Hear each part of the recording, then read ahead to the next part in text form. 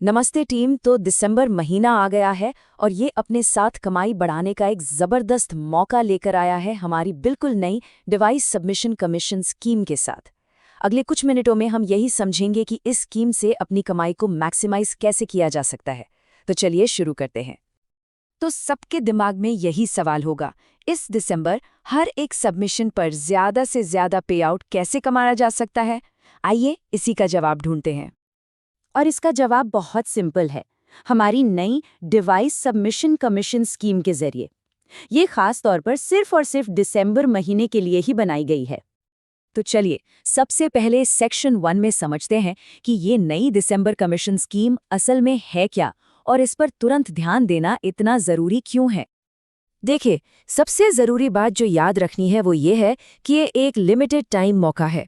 ये स्कीम सिर्फ 1 दिसंबर से 31 दिसंबर 2025 तक ही वैलिड है, मतलब इस महीने का हर एक दिन कीमती है।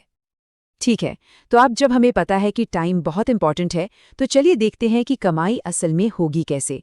आपकी टोटल कमाई को 2 आसान हिस्सों में बांटा गया है। तो जो आपका टोटल पे आउट है वो 2 चीज़ों को मिलाकर बनेगा। पहला है पार्ट ए, जो है स्लैब बेस्ड कमीशन, और दूसरा है पार्ट बी यानी डिवाइस हैंडलिंग कमीशन। आइए इन दोनों को एक एक करके आराम से समझते हैं।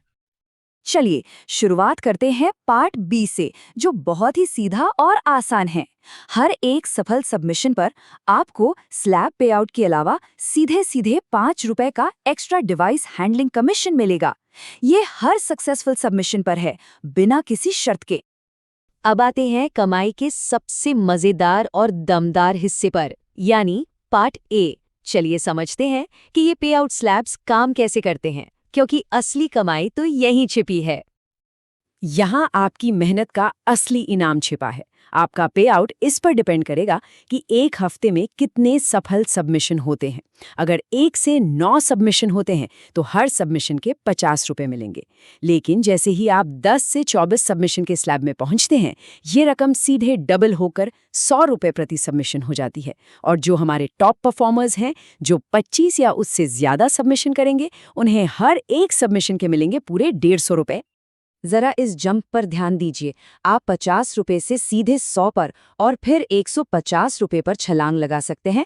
इसका मतलब साफ है, जितने ज्यादा सबमिशन उतना ही बड़ा पे आउट। न सिर्फ टोटल में बल्कि आपकी हर एक सबमिशन पर होने वाली कमाई भी बढ़ती जाती है।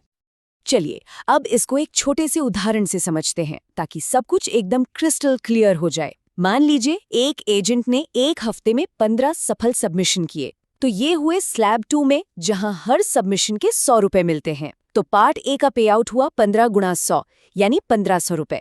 अब इसमें पार्ट बी यानी डिवाइस हैंडलिंग कमीशन को जोड़ते हैं, तो 15 गुणा 5 जो हुए 75 रुपए। मतलब उस हफ्ते का टोटल पे आउट हुआ 1575 रुपए। एकदम आसान है ना?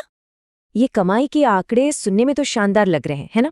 लेकिन ये पे आउट पाने के लिए ये समझना बहुत ज़रूरी है कि एक सफल सबमिशन किसे माना जाएगा। तो चलिए इसकी शर्तें देखते हैं। एक सबमिशन को सफल तभी माना जाएगा जब ये 4 डिवाइस सबमिट किए जाएंगे: गेटवे यानी आईडीयू, सेट टॉप बॉक्स यानी STB, power over Ethernet adapter यानी पीओई और रिमोट। इन चारों का सबमिशन होना कंपलसरी है। हाँ, कुछ और ज़रूरी बातें भी हैं। अगर किसी कस्टमर का एक्टिवेशन बिना एसटीबी के होता है, तो गेटवे, पीओई और रिमोट का सबमिशन ही सफल माना जाएगा। सभी पे आउट की कैलकुलेशन हर एजेंट के लिए अलग-अलग उनके इंडिविजुअल लेवल पे होगी, और हफ्तों को इस तरह से बांटा गया है। हफ्ता 1 है 1 से 7 तारीख, हफ्ता 2 है 8 से 14, हफ्ता 3 है 15 से 21 और हफ्ता 4 है 22 से 31 तारीख तक। और आखिर में चलिए फटाफट कुछ ज़रूरी नियमों और शर्तों पर भी नज़र डाल लेते हैं, ताकि सब कुछ बिल्कुल साफ रहे और कोई कन्फ्यूजन ना हो। कुछ बातें ध्यान में रखने वाली हैं। पे आउट पर नियमों के अनुसार टीडीएस काटा जाएगा। सभी कैलकुलेशंस के लिए कंपनी सिस्टम का डेटा ही फाइनल माना जाएगा।